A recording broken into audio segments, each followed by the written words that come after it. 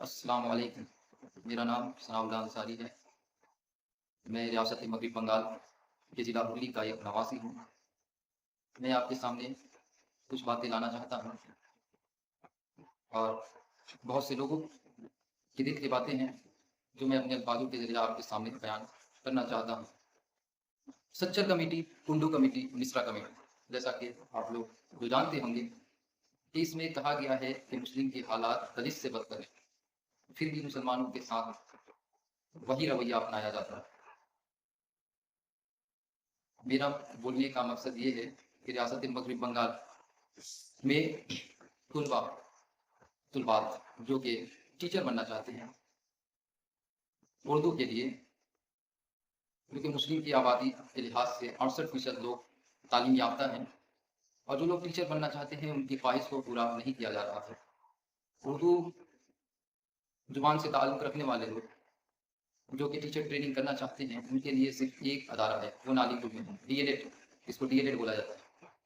और बंगाली और हिंदी के लिए बहुत सारे अदारे हैं, जहाँ पर तुलबा और तुलबात जाके अपने 2 साल की डिग्री डीएलएड करते हैं और टीचर में उनका सिलेक्शन होता है। लेकिन मुसलमानों की आबादी 28% यानी 28% होने के बावजूद भी सिर्फ़ एक अदारा है, जो डीएलएड करवाता है, जो कि नालीपुर में है। मौजूदा वज़ीर आला ममता बनर्जी को क्या इस बात की फ़िक्र नहीं?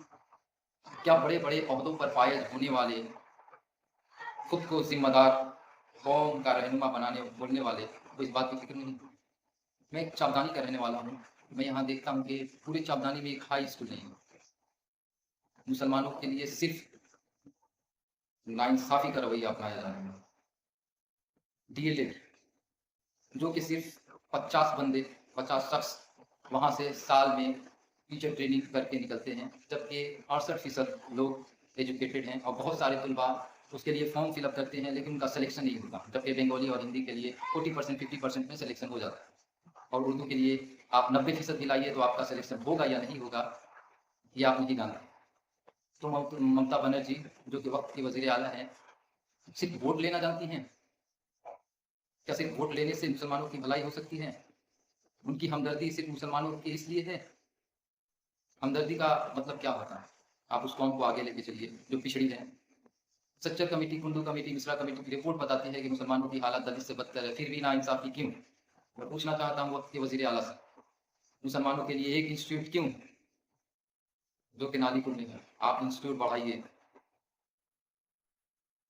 स्टूडेंट के लिए, स्टूडेंट की ख्वाहिश के लिए, उनकी तरक्की के लिए, अगर मुसलमानों से आपकी हमदर्दी है, तो इसके लिए आप टीचर ट्रेनिंग के इंस्टीट्यूट बढ़ाइए। 60%, 60%, 70% लाने वाले लोगों के लिए भी एडमिशन की तैयारी कीजिए।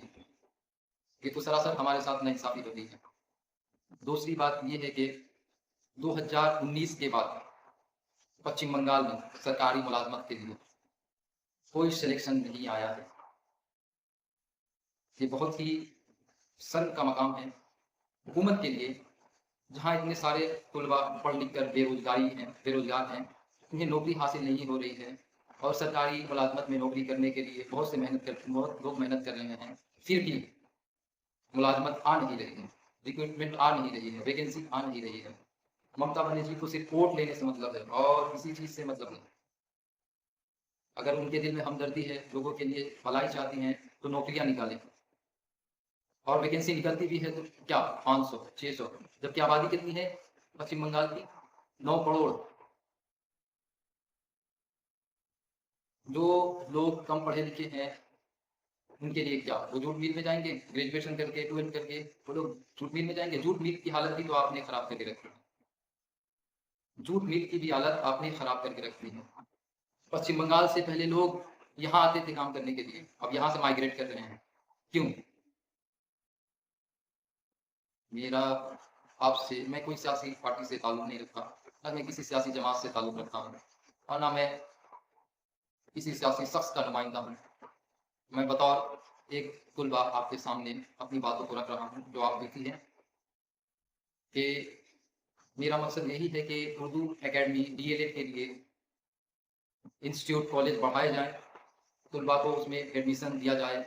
60% 60% 70% लाने वाले लोगों का भी सिलेक्शन होना चाहिए।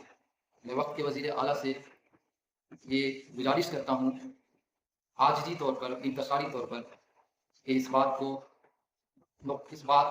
नुक्ता नज़र से दें और इस पे गौर व ख़ौज़ करके इंस्टीट्यूट बढ़ाएँ ताकि तुलबा डीएलएड की डिग्री हासिल कर सकें। वरना आने वाले वक़्तों में मुसलमान या कोई भी जिसके लिए आप भलाई नहीं करेंगी, वो आपको वोट देने से कासिर रहेंगे।